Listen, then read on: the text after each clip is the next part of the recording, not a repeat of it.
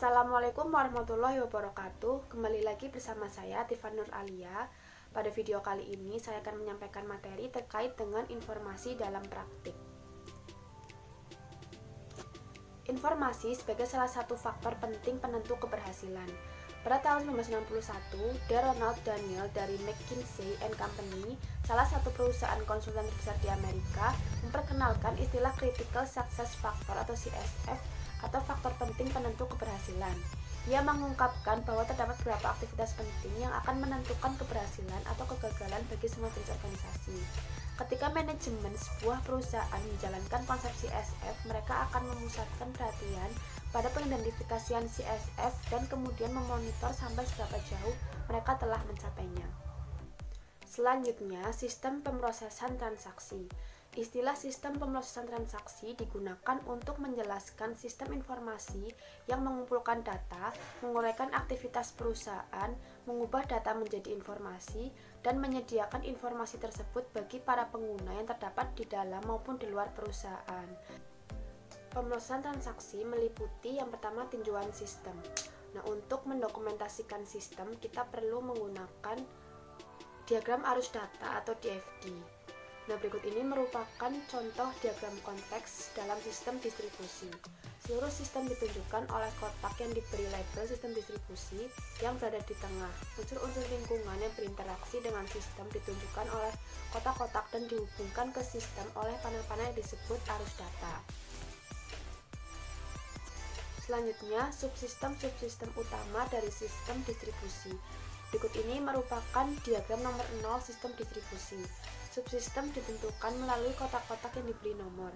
Subsistem yang pertama berhubungan dengan pemenuhan pesanan pelanggan, kemudian yang kedua berhubungan dengan pemesanan penggantian persediaan dari pemasok, dan yang ketiga berhubungan dengan pemeliharaan buku besar perusahaan. Selanjutnya, sistem yang memenuhi pesanan pelanggan. Berikut ini merupakan diagram nomor 1, sistem yang memenuhi pesanan pelanggan. Meliputi yang pertama, sistem entry pesanan atau order entry system, yaitu memasukkan pesanan pelanggan ke dalam sistem. Kemudian yang kedua, sistem persediaan atau inventory system, yaitu memelihara catatan persediaan. Kemudian yang ketiga, sistem penagihan atau billing system, yaitu membuat faktur pelanggan. Kemudian yang keempat, sistem piutang dagang atau account receivable system, yaitu menagih uang dari para pelanggan. Selanjutnya, sistem yang memesan persediaan pengganti. Nah, berikut ini merupakan diagram nomor 2, sistem yang memesan persediaan pengganti. Meliputi yang pertama, sistem pembelian atau processing system, yaitu menerbitkan pesanan pembelian kepada pemasok untuk persediaan yang dibutuhkan. Kemudian yang kedua, sistem penerimaan atau receiving system, yaitu menerima persediaan. Kemudian yang ketiga, sistem utang dagang atau account payable system, yaitu melakukan pembayaran kepada pemasok. Selanjutnya, sistem yang menjalankan proses buku besar. Sistem buku besar atau General Ledger System adalah sistem akuntansi yang menggabungkan data dari sistem-sistem akuntansi yang lain dengan tujuan untuk menyajikan gambaran keuangan operasi perusahaan secara gabungan. Terdapat dua subsistem yang terkait, yaitu yang pertama sistem memperbarui buku besar, kemudian yang kedua sistem pembuatan laporan manajemen. Selanjutnya, sistem informasi organisasi. Yang pertama, sistem informasi pemasaran. Subsistem output, bauran pemasaran, marketing mix meliputi yang pertama subsistem produk, kemudian yang kedua subsistem lokasi, kemudian yang ketiga subsistem promosi, kemudian yang keempat subsistem harga, kemudian yang kelima subsistem bauran terintegrasi. Data yang digunakan oleh subsistem output berasal dari basis data. Kemudian subsistem input meliputi yang pertama sistem pemrosesan transaksi, kemudian yang kedua subsistem riset pemasaran, kemudian yang ketiga subsistem intelijensi pemasaran. Selanjutnya yang kedua sistem informasi sumber daya manusia. Sistem informasi sumber daya manusia atau Human Resource Information Subsystem memberikan kepada seluruh manajer perusahaan yang berkaitan dengan sumber daya manusia perusahaan. Sistem informasi sumber daya manusia ini meliputi yang pertama perencanaan, yang kedua rekrutmen, kemudian yang ketiga pengelolaan tenaga kerja, yang keempat kompensasi karyawan, yang kelima tunjangan karyawan, dan yang keenam laporan sumber daya manusia untuk informasi yang dibutuhkan publik. Selanjutnya yang ketiga, sistem informasi manufaktur.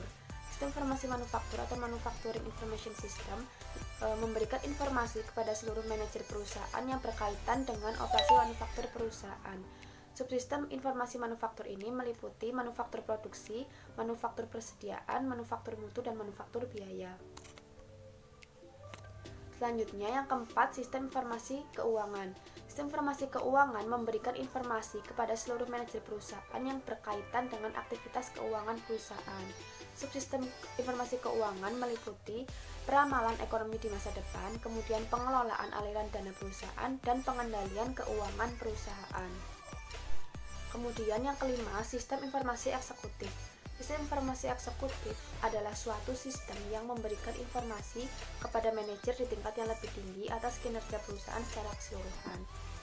Selanjutnya, manajemen hubungan pelanggan.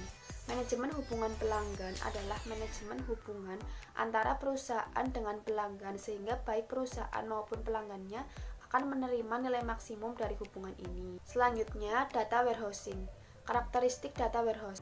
Yang pertama, kapasitas penyimpanan yang sangat besar. Kemudian yang kedua, data diakumulasi dengan menambahkan catatan-catatan baru. Kemudian yang ketiga, data dapat diambil dengan mudah. Kemudian yang keempat, data sepenuhnya untuk pengambilan keputusan dan tidak digunakan dalam operasi perusahaan sehari-hari. Bagaimana data disimpan dalam tempat penyimpanan data warehouse? Data dapat disimpan di dua jenis tabel, yaitu ada tabel dimensi dan tabel fakta. Data pengidentifikasi dan deskriptif akan disimpan dalam tabel dimensi.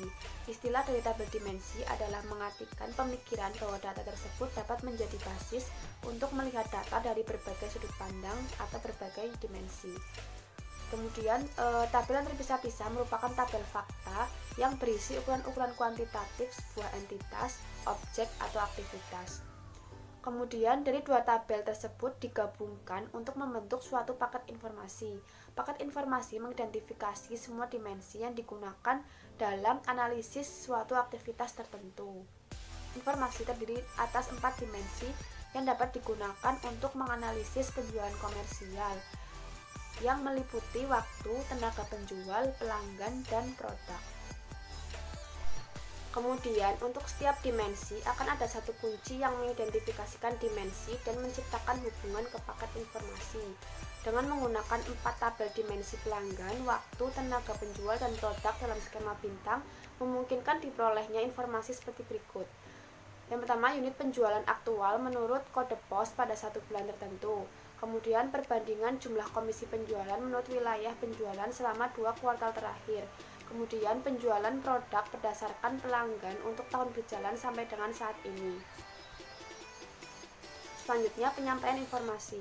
Unsur terakhir dalam sistem warehousing adalah sistem penyampaian informasi yang mendapat data dari tempat penyimpanan data, mengubahnya menjadi informasi, dan menjadikan informasi tersebut tersedia bagi pengguna. Penyampaian informasi ini meliputi yang pertama drill down, yaitu proses melakukan navigasi ke bawah melalui tingkatan-tingkatan rincian. Kemudian yang kedua roll up, yaitu memungkinkan pengguna memulai dengan tampilan terinci dan kemudian meringkas rincian-rincian tersebut menjadi tingkat yang lebih tinggi. Kemudian yang ketiga drill across, dengan cepat bergerak dari satu hierarki data ke hierarki yang lainnya. Kemudian yang keempat drill through, yaitu berangkat dari tingkat ringkasan ke tingkat terendah data yang terinci. Selanjutnya, OLAP atau Online Analytical Processing. OLAP memungkinkan pengguna untuk berkomunikasi dengan data warehouse melalui GUI ataupun antarmuka web dan dengan cepat menghasilkan informasi dalam berbagai bentuk termasuk grafik. Terdapat dua pendekatan untuk OLAP, yaitu ROLAP dan MOLAP. ROLAP atau Relational Online Analytical Processing menggunakan suatu sistem manajemen basis data relasional standar, sedangkan MOLAP atau Multidimensional Online Analytical Processing menggunakan suatu sistem manajemen basis data khusus multidimensional. Selanjutnya, data mining. Data mining adalah proses menemukan hubungan dalam data yang tidak diketahui pengguna. Terdapat dua cara dasar dalam melakukan data mining, yaitu dengan verifikasi hipotesis dan dengan penemuan pengetahuan.